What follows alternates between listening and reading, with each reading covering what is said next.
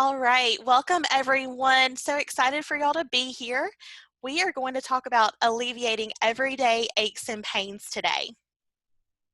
So my name is Abby Horton and I'm a registered RN and I am a certified health and life coach, a Wellbama ambassador, and a wellness class educator. And I have put my contact information on this screen. So if you have questions or want to reach out after today's session, you can email me and I'll get back with you shortly to answer anything that you may have.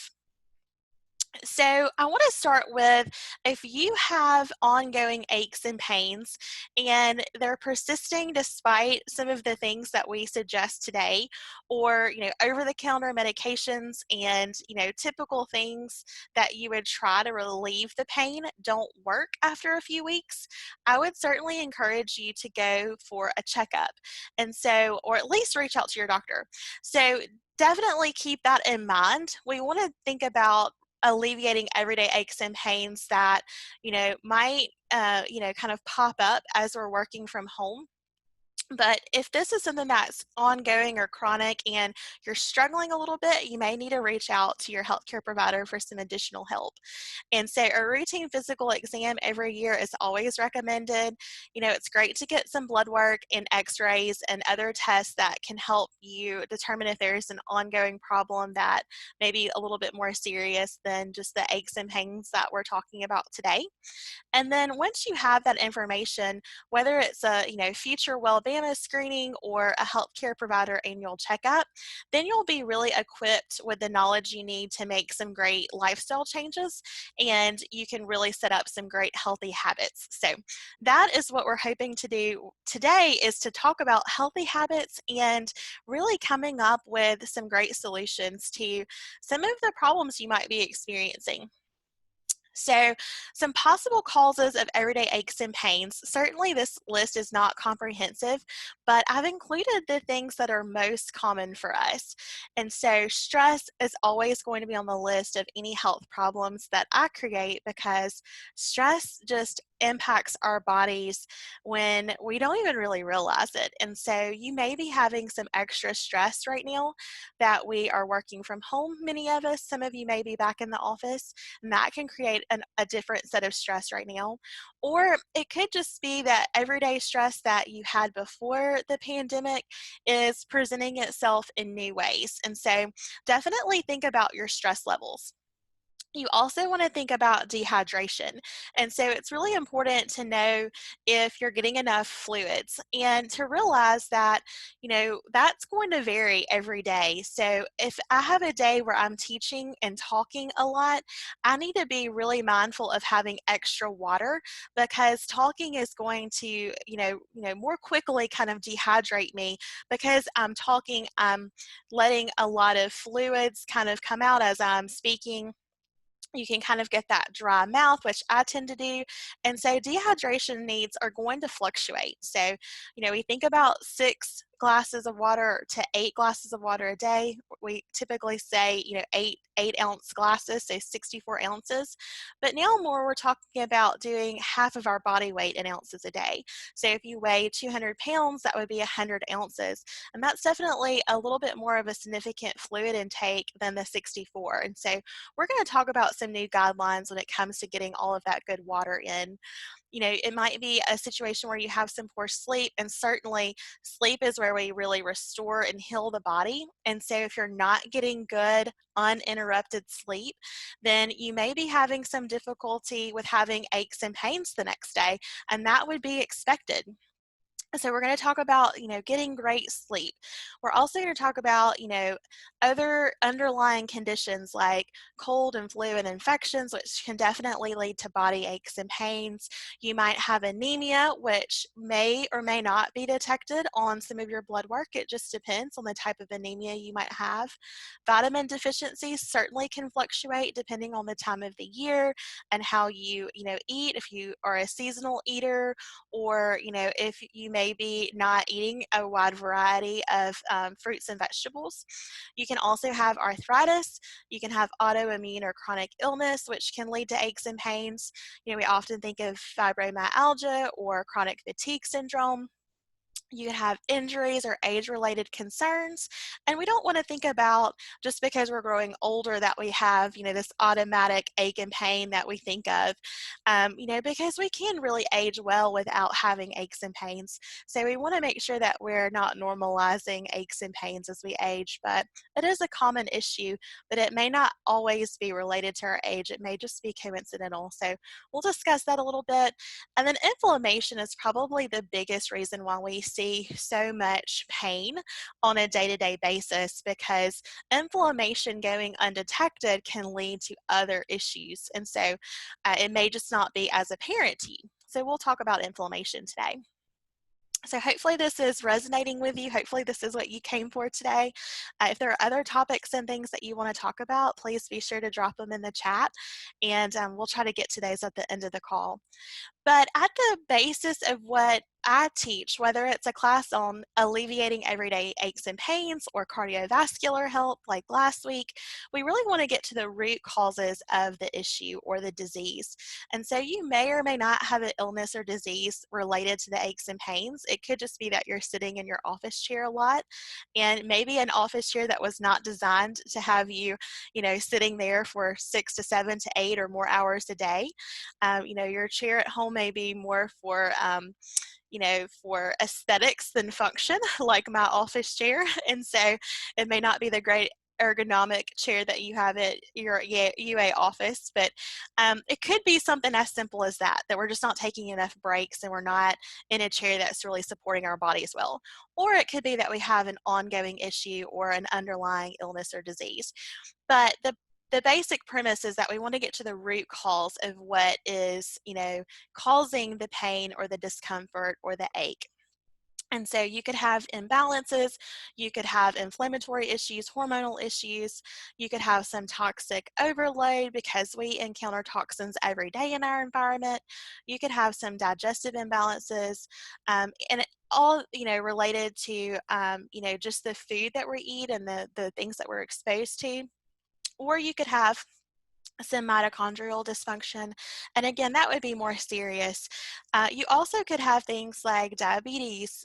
You could have cancer, which you would think would be detected, but it's a part of one of the diseases that can cause some other issues for you. Heart disease, of course, obesity, that's going to put those extra pounds on our joints, and that can be really difficult for us.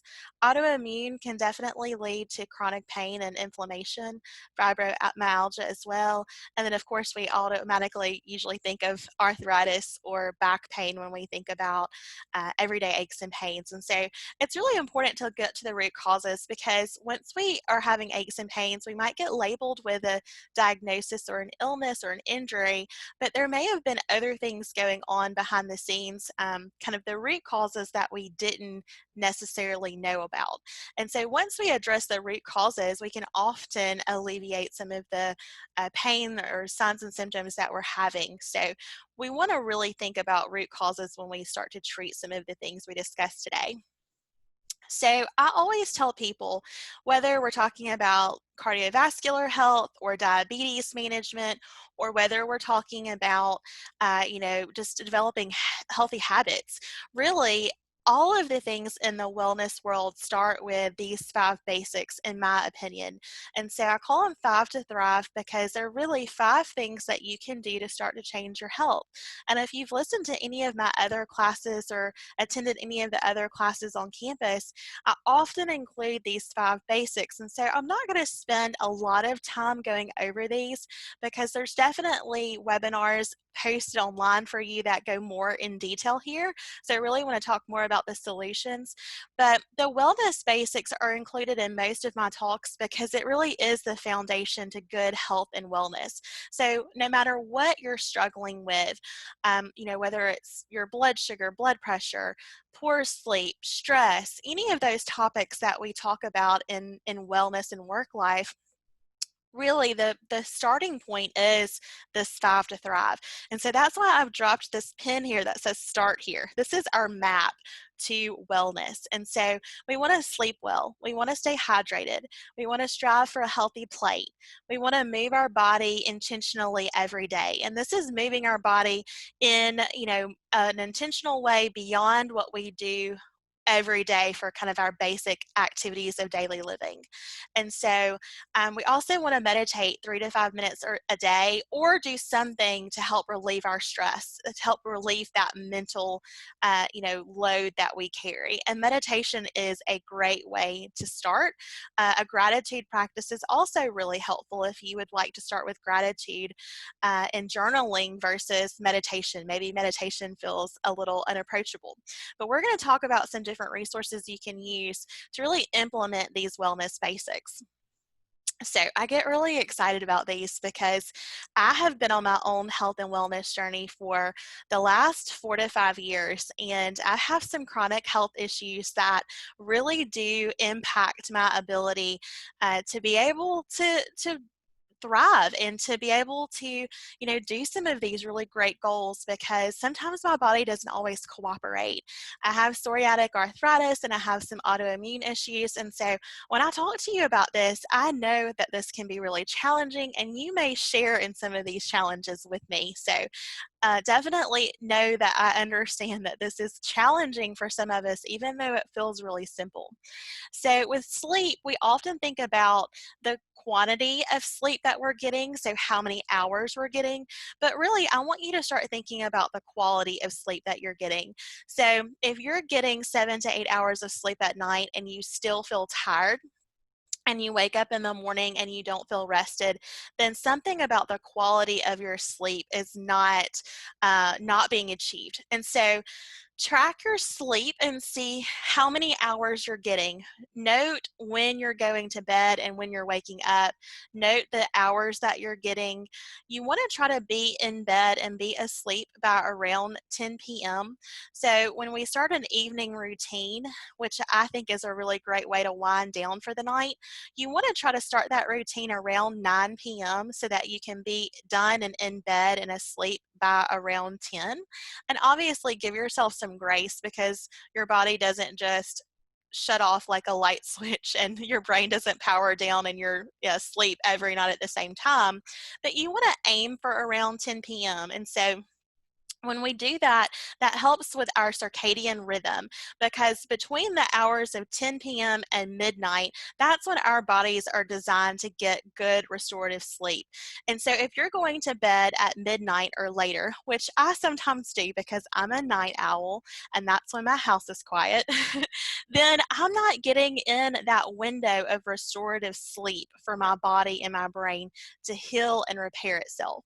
And so you want to definitely aim for this. So going to bed early is better than sleeping in late if you're missing some good quality sleep.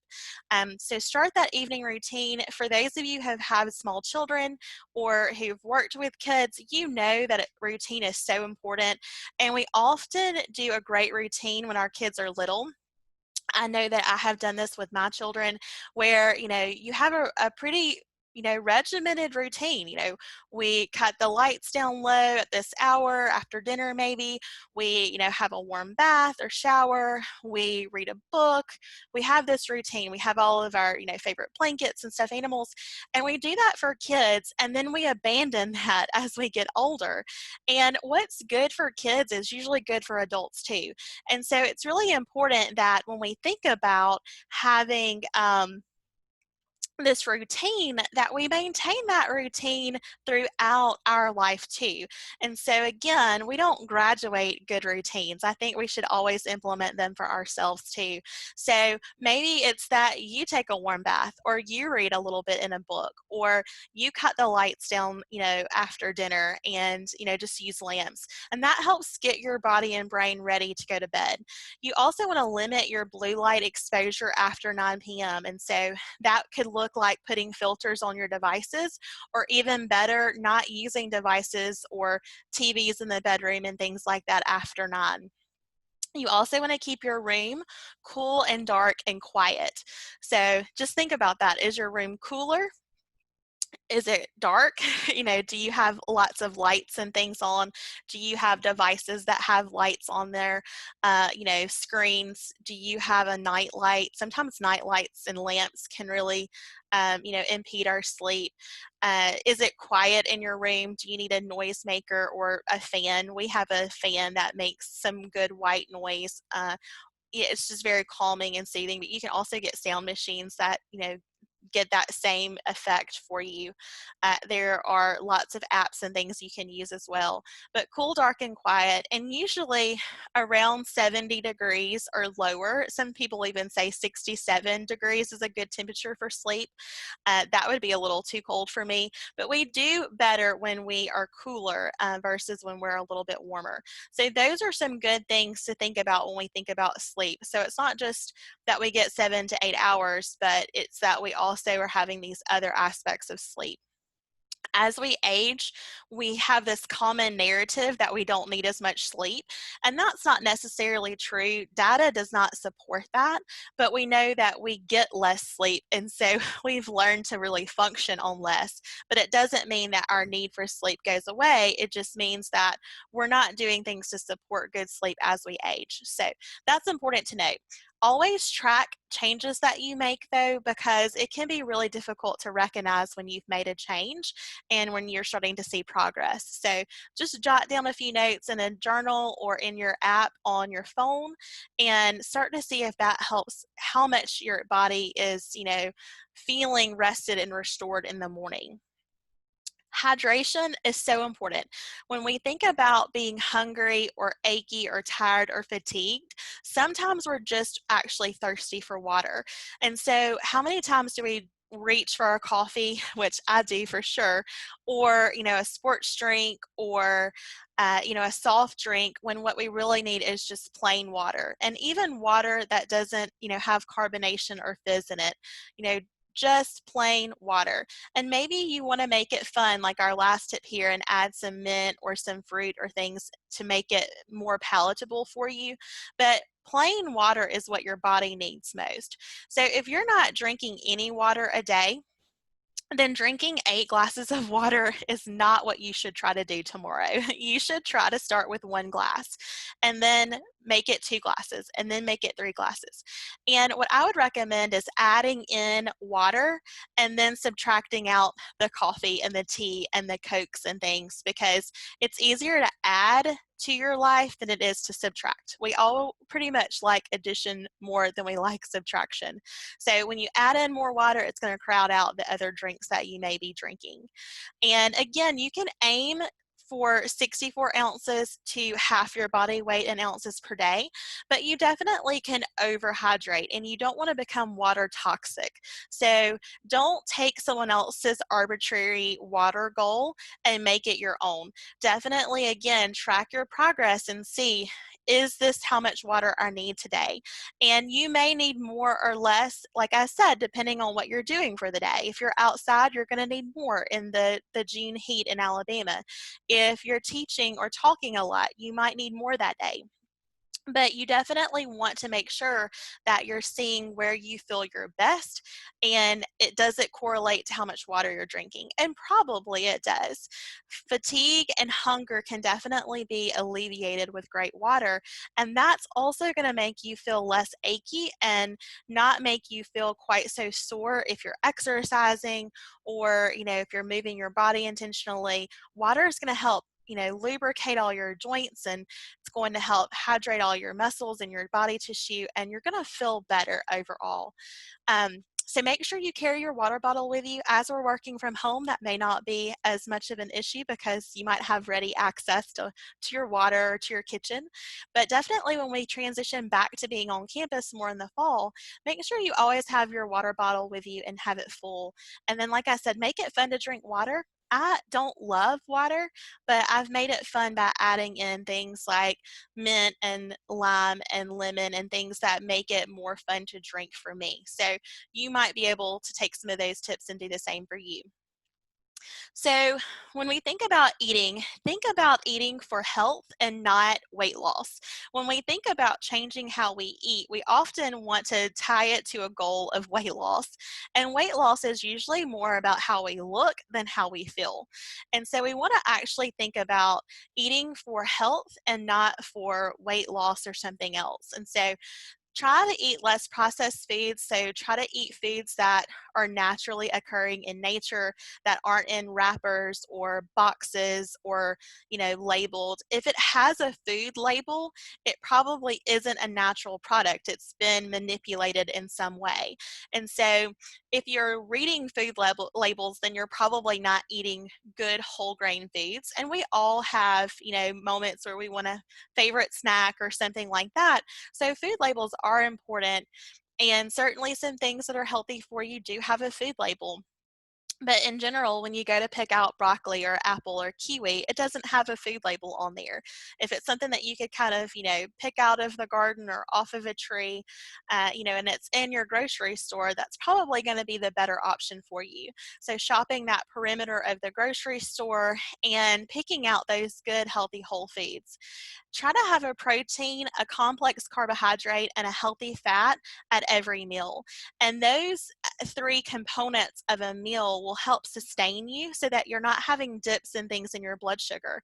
As our blood sugar goes up, we can have an entire, immune response and body reaction to too much blood sugar on board. And that can lead to aches and pains. So it's common for people who have high blood sugar, metabolic syndrome, insulin resistance, diabetes to have a lot of aches and pains because they've got that extra sugar on board, and the way that the body is trying to, actually process that sugar, it's causing those aches and pains. So that's something to be mindful of. Eat the rainbow. So try to have a colorful plate. So when we think about healthy foods, we often only think about green foods, right?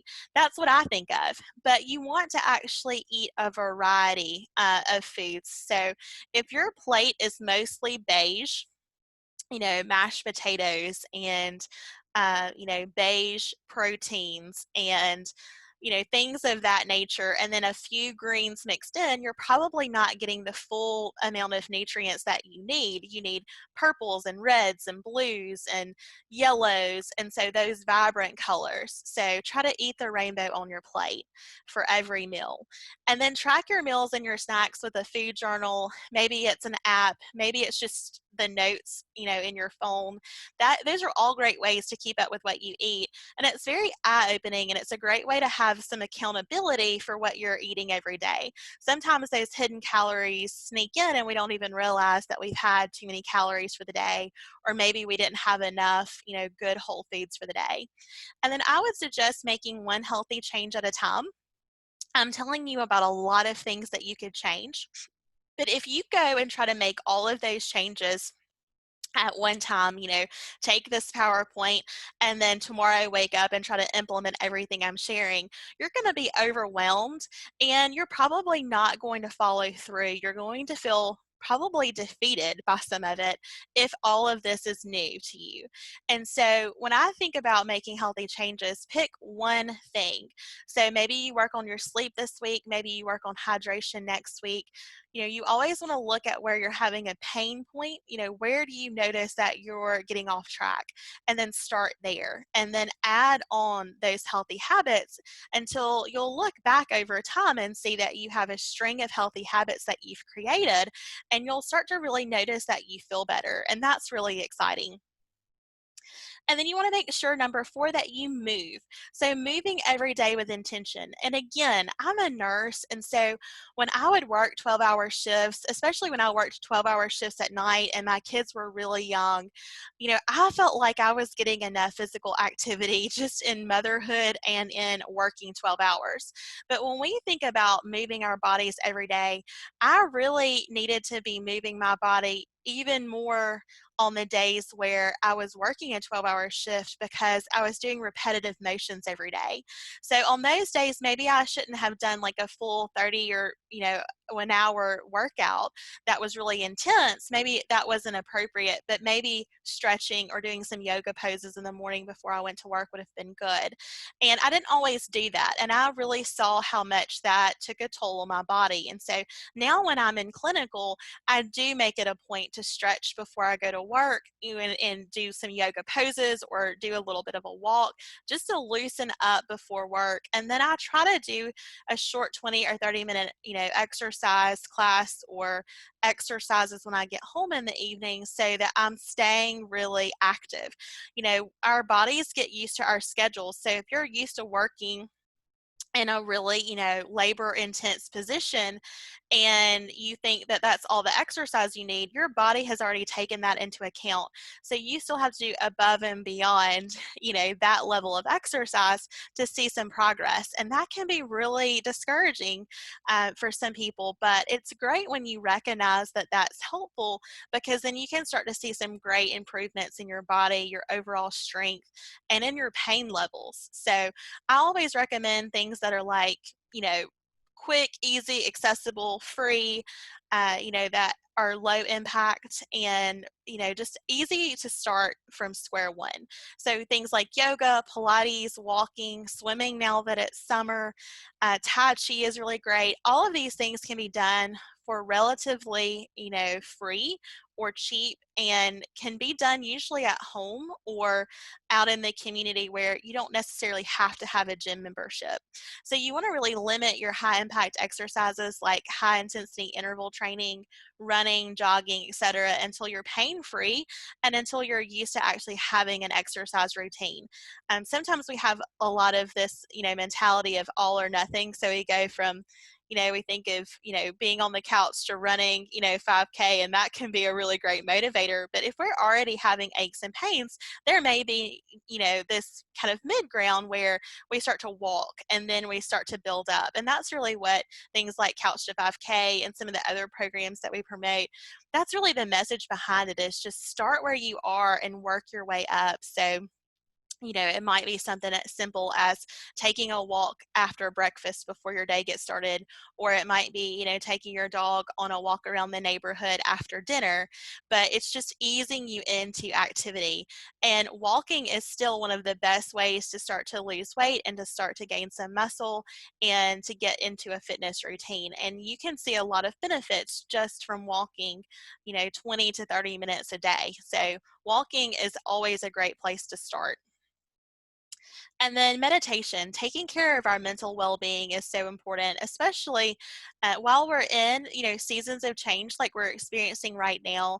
Our brains need as much rest as our bodies do, and sleep does help with that, but it's also important to give our brain regular breaks during the day. So there's some apps and some practices like Yoga Nidra, or meditation apps like the Calm Out app or Headspace, just relaxing music. Maybe it's a favorite radio station or a PlayStation on Spotify. Maybe it's just taking some quiet time. Maybe you have coffee in the morning before you start your work day, or it could be reciting affirmations or things like that. So those are all great ways to take care of our mental well-being and to give our brain regular breaks. We're not designed to be on all the time from 12 to 18 hours a day, with only taking meal breaks and resting at night. Our brains aren't designed to be constantly on and engaged. And so, with my healthcare background, I call it being on call. Our brains are not designed to be on call 24/7, but with the great technology that we have, it's wonderful and it's a great resource, but it also makes us really susceptible to feeling like we don't ever escape, that on-call feeling of needing to respond or be available. So that's really important. Meditation is such a great way to start. Gratitude, just listing 3 to 5 things that you're grateful for and being really specific about those things, can be also super helpful. There's lots of research that supports the efficacy of that. And so it's things like saying that I'm grateful for the birthday card that, my friend sent to me, instead of just saying that I'm grateful for my friends, or I'm grateful for my children. I can say, I'm grateful that, my daughter let the dog out this morning so that I didn't have to do that. It's being really specific and intentional about the gratitude experience versus just saying, I'm grateful for my family, I'm grateful for my spouse or my partner. It's really, tuning into the details of your life and recognizing that the small things are what are important. And that creates that cultivation of gratitude. And so that could be something that's really powerful for you.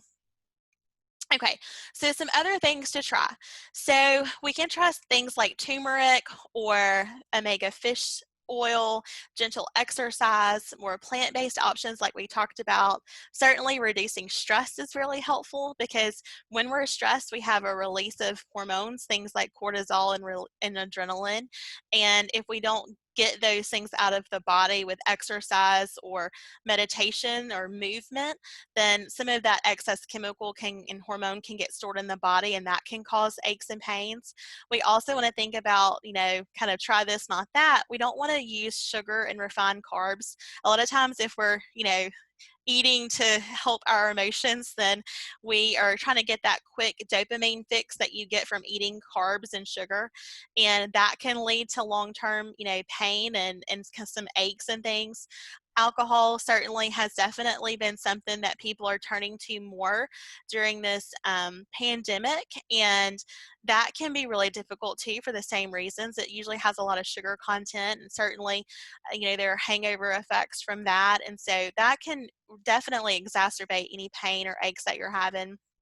A lot of meat, it takes a lot for your body in terms of resources to break down meat. So giving your body a break, either a couple of meals or even a full day, like a meatless Monday, can really give your body a break from having to process so much food.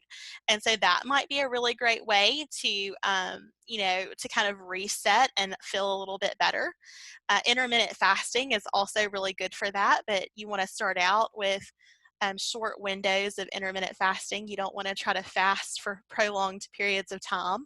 So maybe eat dinner a little bit earlier, tonight, and eat breakfast a little bit later tomorrow. That's a great introduction to intermittent fasting, and there's lots of great health benefits for that. It also helps with pain control for many of the reasons that we've talked about already. The blood sugar and the digestion process, all of that is really aided when we intermittent fast. And then you want to avoid trans fats. So when you are buying food that has food labels, you want to make sure that the trans fats are zero. Trans fats are not really fats. They're actually man-made, or what I like to call human-made chemicals. And so those are just the preservatives. So when you see trans fats, that's a little bit of a nicer term than saying that you have preservatives in your food. And so you want to see your trans fats at zero if at all possible. And these are some great dietary things that you can do and lifestyle things that you can do to try to eliminate some of those aches and pains. So some things that you can also try in terms of, therapies, and I say therapies in quotations because some of these are not true medical therapies, but they certainly work well for many people. Things like stretching and deep breathing. Most of us breathe, really shallowly, and we are like me, like I'll be out of breath by the end of this talk because I talk so fast. And so we don't take time to really pause and deep breathe and really let our diaphragms expand and get that good oxygen exchange. And so we might feel breathless after talking, or we might feel breathless after walking up and down stairs or something like that. It's because we're not remembering to breathe the way we're designed. So there's lots of great exercises that you can do. Something called box breathing is a great thing to Google, and it can walk you through how to pattern your breaths when you're breathing in and out. Um, you can also do things like gentle exercise, like stretching, yoga, some of the others that I mentioned earlier. Epsom salts baths are really a favorite for me. I think it's important to try to do those, as often as you can when you're having aches and pains. You can get these at the grocery store or, your local pharmacy, but they have magnesium in there, and magnesium is oftentimes low in people who have chronic aches and pains. And so that's a topical way for you to get that magnesium in your system. But again, you don't want to overdo it. Make sure you're following the instructions. Aromatherapy, so use of essential oils, is also a great way. to start to alleviate some aches and pains. There are different blends and there's different, single oils that you can use that help with that. Peppermint is a good one. There's things like lavender that can help with relaxation, especially at night. Massage therapy is also really great. We don't think about massage as being therapy, but if you go to a licensed massage therapist, then they're going to be trained in ways to actually manipulate the muscles that can be really beneficial and can alleviate some of that pain you might be experiencing. Sometimes if you've had surgeries or you've had injuries, you might have scar tissue, and that scar tissue can actually cause some pain at localized spots. And if you let the massage therapist know, that may be something that they can work with you. Physical therapy and chiropractic care are also really attuned to that. So definitely, if you're seeking out physical therapy or chiropractic care, let them know where you have those pain spots, and they may be able to help with that. It may be scar tissue, or it may be where a muscle inserts into another muscle. And a lot of times that's where we're going to experience pain. And we may not know that that's what's going on, but if we point out the specific areas where we're hurting, they might be able to help us even more rather than just saying, oh, well, I hurt everywhere. Point out those specific spots. Cryotherapy is really helpful too for some people. It's one of the only ones that I haven't tried on the list here. So that's something that I would like to try in the future so I can report back to everyone. But it's using cold therapy, in a really controlled environment to be able to help target muscles and pain and soreness. And they're used a lot with professional athletes and, people who do extreme, sports or, extreme activities where they need quick recovery. So cryotherapy is really popular, and there are some options in Tuscaloosa for that as well. All of these things can be done in the Tuscaloosa area, so I think that's important to let you know that these are accessible to you. And then acupressure and acupuncture, again, are really important in terms of being able to work through some of those more complementary and alternative medicine options. And so, with Chinese medicine, things like meridians and pain points, those can really tie in to where you're having some issues again with muscle pain and insertion sites. Those can relate. And so it may be that if you don't want to try acupuncture within the fine needles, you could use acupressure, which is using those same points, but using just pressure from, kind of your hand pressure with an actual practitioner can be really helpful. And then chiropractic care, I think, is really important because it is so accessible, and most of the time the insurance does pay a part of that cost. And so that can be more accessible to many of the people that we're sharing within our community. And so that can be a great resource if you want to try that avenue. Physical therapy for ongoing pain can be an option. Usually you need a referral. But if you're having, continued pain from an injury or something that, that you need some expert advice on, you can usually get a referral pretty easily for physical therapy. And often in Tuscaloosa, you'll find chiropractic care and physical therapy together, which is really great because then those two practitioners can partner together to give you the best care plan. So that's an option, and definitely a frequent option that I see people use in our area. And then outdoor time can be really helpful to decreasing your stress levels and kind of resetting everything. We're designed to be in nature much more than we are. And so outdoor time, or what people call forest bathing, can be really beneficial and impactful for just our overall well-being. Things like over-the-counter medications, which you probably have already tried or using, are definitely important to continue if you, feel like that's helpful and that's, something that your healthcare provider feels like is a good option for you.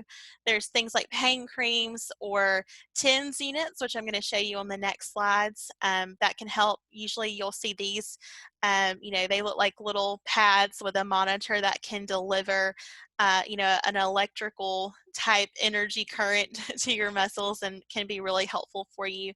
You'll see those in chiropractic offices and physical therapy offices.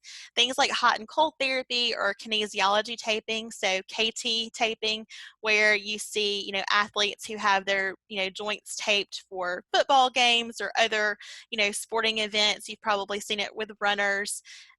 when they're doing, longer runs, that can really be beneficial to someone who's having some localized pain in a specific area. Red light laser therapy can also be really helpful, and some chiropractic offices have that as well. Some day spas have that here in Tuscaloosa, where that can really target that scar tissue and help break that up so that you get more movement and less pain. I actually had that done yesterday. I have some stiffness and soreness in my neck, and so I actually had the red light laser therapy done yesterday. And typically that's included in your copay when you're going to see a chiropractor or physical therapist. So it's not an additional cost, which is really great. And then halo therapy, which is salt therapy. And there's definitely some options here in Tuscaloosa and Birmingham to be able to sit in a salt booth, which has great healing properties. And you can do a quick Google search and see all about those benefits.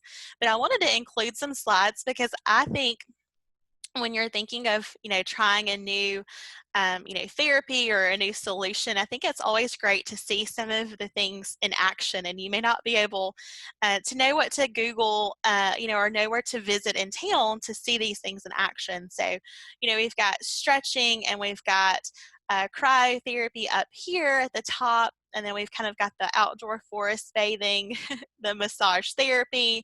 You've got the aromatherapy here. This is infrared sauna, which I find to be really helpful for my pain. This is an acupressure mat. You can get them online for, a few $100s to even just a couple of 20s. It doesn't have to be super expensive to work, and so you can get them for around $40 or $50 if that's all you want to spend, and they probably work just as well. You've got acupuncture here. You've got your Epsom salts. You've got kind of chiropractic care represented here. Yoga, forest bathing, turmeric, walking, gentle exercise, gentle stretching, and then of course water for hydration. And so I just wanted to give you all a visualization of some of the things I was talking about on the therapies slides. And then here we have things like pain cream. BioFreeze is really popular among, physical therapists and chiropractors, and so that may be an option. And it's easily purchased. I think even, places like Target and Walmart, if you don't want to go to actual practitioner's office, have those readily available. This is an example of a TENS unit of where you place those pads. And if you do buy your own unit, they have them at local pharmacies or online at Amazon. It's just important that you read the instructions because the pads do have a specific placement. They have like a negative and a positive ion, and so you want to make sure that you line those up correctly, or it will feel like you're giving yourself a little electrical shock, and you'll know that it's not comfortable, so you'll know to adjust. This is red light therapy. This is a full panel. This isn't the laser therapy that I mentioned, but there are definitely options in Tuscaloosa and Birmingham that offer this, and there's lots of benefits in the research for helping with healing and infection and pain control. Of course, you've got ice packs, or hot packs that are kind of your typical go-tos when you think about aches and pains. This is the KT taping that you can do, and many chiropractors and physical therapists are trained to actually do this type of taping, so it's not just sports trainers. So you can ask about that if you're having some joint instability or need a little extra support. Foam rolling can be really helpful, and you can get these at Target or online, Walmart, Amazon, to get a foam roller to be able to roll your muscles out if you're doing a lot of good exercise. Those may tighten up. A lot of us have tight hip flexors and hamstrings. I know that I do. And so if I don't foam roll, I do get really tight in those areas, and it will make my hip and knee joints hurt. And it's not that there's anything necessarily wrong with my hip or my knee, but it's because that muscle and those tendons are so tight, it's putting pressure on my hips and my knees. And so something as simple as foam rolling can really help with that, especially after vigorous exercise or even maybe before, depending on your particular situation. And then this is a salt therapy room or halo therapy room. And again, there's options in Tuscaloosa and Birmingham to be able to do this. And I have done this as well, and I find it to be really helpful, especially with my seasonal allergies and some of the pain that I might have associated just with regular exercise and sitting a lot for my job. So those are some definite choices that you can look into. Some are more expensive than others, but there's some great entry-level ways to start really taking control of your health and your wellness and trying some practical solutions, which I think is the most important thing. When we teach something, I think it's important to offer that practical, application of how can we start to really feel better and start to create wellness. And that's the hope that I have for you today, is you can walk away with some things to try.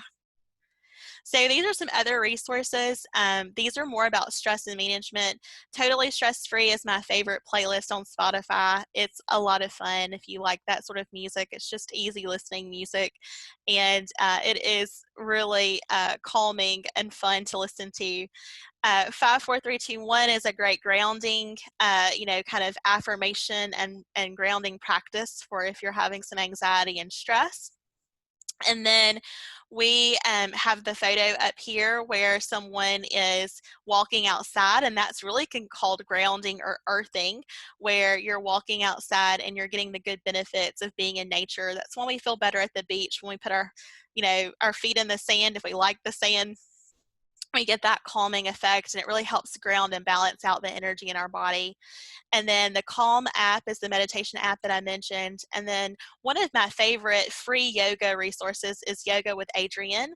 And she has some for aches and pains, for back problems, because back pain is probably the most common specific pain that we treat, other than things like fibromyalgia and just generalized pain. Back pain is the most commonly reported pain in the US, and then arthritis and chronic fatigue, fibromyalgia follow that. And so she's got some great free resources online with the beginner in mind. So those are some great resources for you to check out.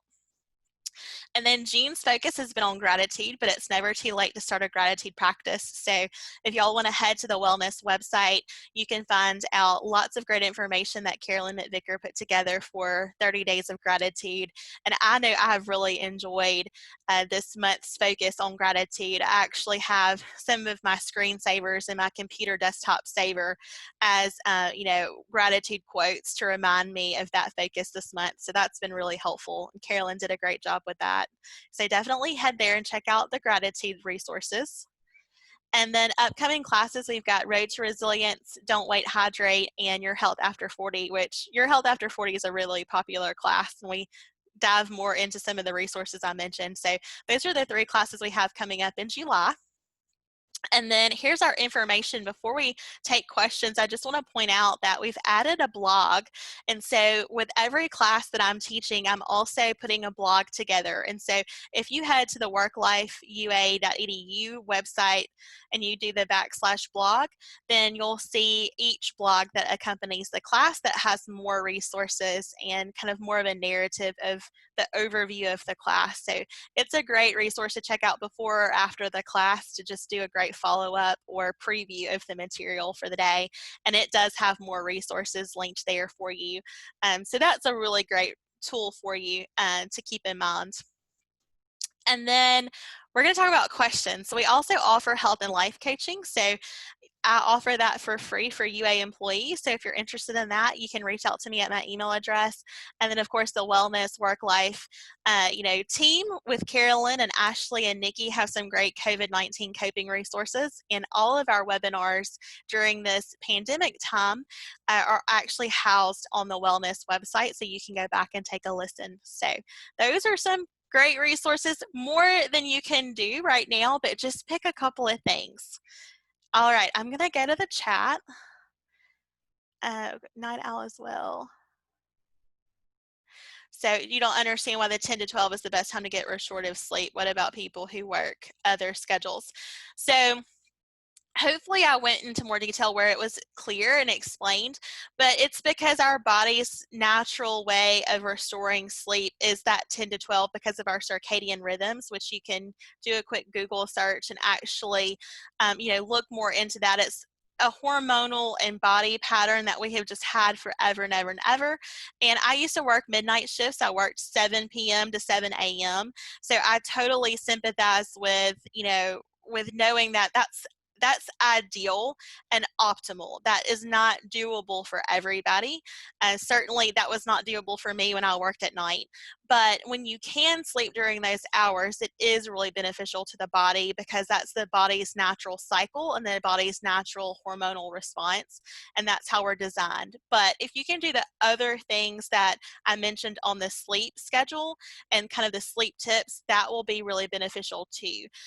So I am a big fan of saying control what you can control. And if you work at night, you can't necessarily control or change that. And you can't always control the outcome. So you can do all of the things I've mentioned today, and you may not see a drastic improvement, and that can be really discouraging for some. But what I would say is to really take good care of yourself and control what you can control, which isn't the outcome. You're not guaranteed to control the pain with these things. You're not guaranteed to get good sleep because you did the 5 tips I suggested. But you will definitely feel some benefit at some point if you continue to stay consistent and control what you can control, which is those things that you're trying to do to be healthy. I hope that helps, Susan. I hope that's encouraging to you. And then aches and pains as the same as being stiff after sitting too long. Absolutely. The aches and pains that we feel from sitting too long is just that we're holding our muscles and our joints and our tendons and ligaments in a position for a longer period of time than our bodies are designed. Our bodies aren't designed to sit all day. It's not designed to sit in a uncomfortable chair for 8 hours. And so taking frequent breaks every hour, doing some walking around during your lunchtime or at night, those are all ways to kind of offset that. Making sure you do have an ergonomic chair at home. Of course, we do have those on campus in our offices because UA is really great to provide those kinds of resources for us. But at home, we may not actually have the best chair for our bodies. And so little things that you can tweak can definitely help with that stiffness and that soreness. Stretching, hydration, gentle exercise are going to be the best things for that. And then an acupressure mat that I recommend. If you go and Google acupressure in kind of an Amazon search, and certainly I'm not affiliated with Amazon. It's just the easiest place for me to buy things usually. If you look, they have a best recommended acupressure mat, and I typically go with their #1 recommendation. I don't have a specific mat that I recommend, and I don't actually own an acupressure mat, but I have tried one at different, facilities, and I do think that they work well for me, but they're not something that everyone is going to love. So I wouldn't spend a lot of money on it until you know that you like it. And so you may want to see if anyone in your friend group or community has one that you can try out just to make sure that it's worth the investment for you. But you probably want to start with a lower end product and make sure that it's something you're comfortable with, because if you're having pain, you might be really tender and it might not work for you. I hope that helps, Jesse. And then oh, thank you, Yana. Thank you for the tips. That's wonderful. Thank you. Better incorporate turmeric as part of good. Okay, so turmeric versus cooking or supplements. A lot of people say that you really want to use the supplement version because it can be difficult for you to get enough turmeric in your diet through your meals unless you're eating a lot of Indian or Mediterranean foods. And so that may not be a staple for you, and so you may not get enough on a day-to-day basis. So most people will recommend that you take a good quality supplement, and there are lots of great supplements out there. Typically, I don't buy my supplements online from like a major retailer like Amazon or Target or Walmart or something like that. I usually do try to go to an actual, MD or naturopathic website to get those, and there's tons of great resources out there for that, because some of the big retailers have seen resale of good vitamins that have fillers and things that aren't supposed to be there. So I would always go to the source for my vitamins. A lot of chiropractic offices and naturopathic physicians and providers in Tuscaloosa always, have great recommendations. They might have things in their storefronts that they can actually sell to you, in person without having to do shipping costs. And so there's lots of great options. We have a natural health food store in downtown, Tuscaloosa area near Midtown. And so that would be another good option. So lots of good options for finding a good, safe supply of turmeric. But just kind of your choice in that. I use it and I do find that it's helpful, but I know that I can't take it every day because my body doesn't respond to it well. Taking it every single day because it can impact your blood sugar and things like that. So you just want to make sure when you try new things that you try one thing at a time and that you really track, kind of your response to it so that okay, this may not be the best option for me and my body. I hope that helps, Kenneth. Okay. All right. I'm going to check the question and answer. Is carbonated water as good as still water or regular water? So that's a great question. I think that water is always the best option over anything else. So I think carbonated water is always better than, Cokes or coffees or teas or things like that. So I always would opt for carbonated water over those choices. But the preferred water is always going to be to get your, plain, just really good filtered water, not necessarily tap water, but filtered water is going to be the preferred method for your water. But in my book, water is water at the end of the day, even if it's not filtered, even if it's in a plastic bottle. It's not the best choice, but it's the better choice than to choose something like a Coke or a coffee or a tea. So yes, I have my favorite brand of carbonated water, and I drink it pretty regularly, and I love that. But that is something that I definitely don't prioritize over just drinking regular filtered water, and adding some good fruits and vegetables and mints and things like that to make it tastier, because carbonation can bother some people's digestion and their stomachs and things like that. So hopefully that answered your question. Y'all have had some great questions. Y'all have been really an interactive group today, so I appreciate that. Do y'all have any other questions or comments or anything that I can cover? I usually take a couple of minutes just to make sure that there are no other questions or comments. So I want to give y'all that time today too. I really enjoyed answering all of these. Thank you. I think y'all win the most comments and questions of all the webinars. So congrats to y'all.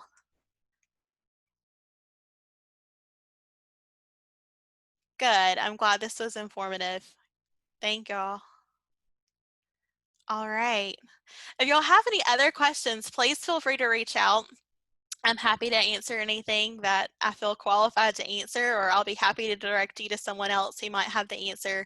But definitely just see this as a menu of choices for you to pick what works for you, and just realize that you're the authority on your body. You're the expert, and so you want to make sure that what you're doing works well for you and is a healthy option for you. So always stay kind of in that, that driver's seat of your health and wellness. And if something doesn't work, then just try something else and just add in one or two things at a time until you've developed this new wellness lifestyle and these great healthy habits. And, at the end of the year, you'll look back and you'll be so amazed and surprised at the great choices you were able to make and how far you've come.